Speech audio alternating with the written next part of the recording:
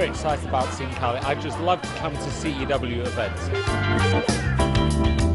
CEW has a terrifically important role. I mean, as a networking organisation, it's an educational force in the field, and also it's philanthropic work, raising money for charity. It does a remarkable amount.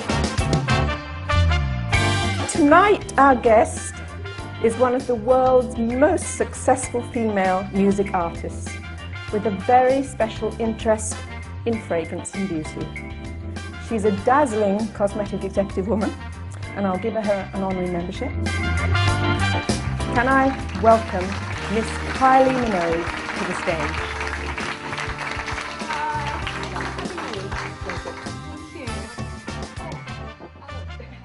You seem to be as prolific with fragrances as you have been with your albums. I mean, this latest one is your 9th. How did that actually come about? It's almost a shock for me to say this is the 9th fragrance. It's the 4th in the Darling range. It's a welcome comeback to the first bottle. I'm really fond of that. How do I keep doing it? I don't know. Coty kind enough to keep offering me another one, and I love the ideas they come with, and they really do their research. And I mean, Dazzling Darling sounds like it's quite obvious whose fragrance that would be.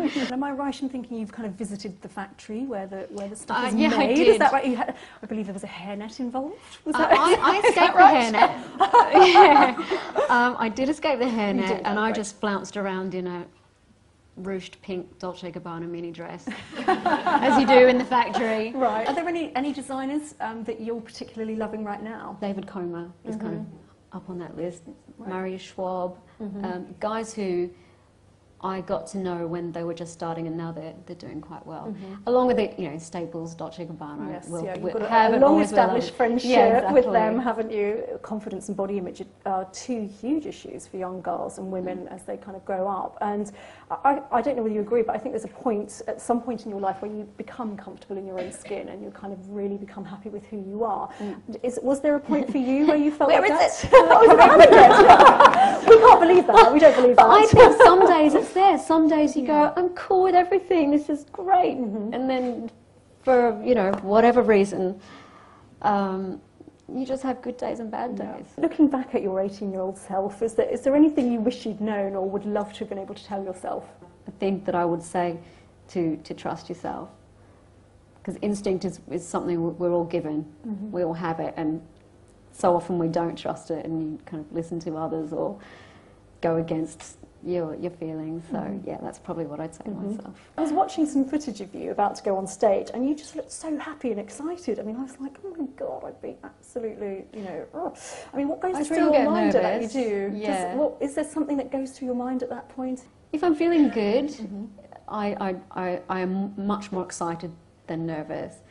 If I'm not feeling great, like you might have a bit of a cold or something or other that's just not what you want when you've got to sing your way through a 2-hour-plus show.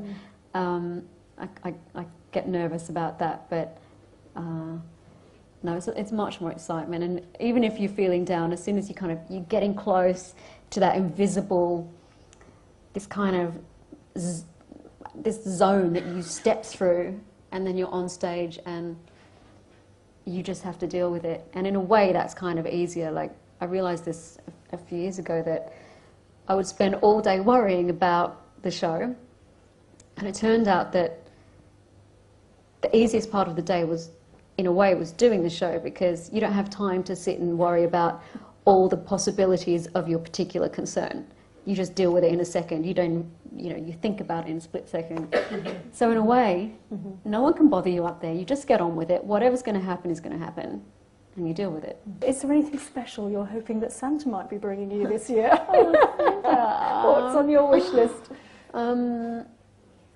Probably the same as every year, just a bit more time with my family. Right.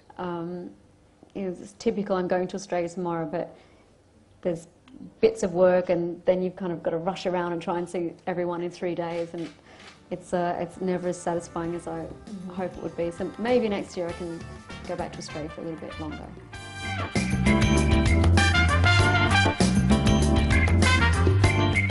absolutely fabulous. I mean, she's someone that I know and grown up with, essentially. So I think, you know, to have her at the CW event tonight is, you know, a true inspiration. We've kind of taken her to our heart in the UK. She's sort of an adopted British person, and she's sort of an adopted beauty icon for us as well. So it's a perfect marriage of beauty and sort of pop star.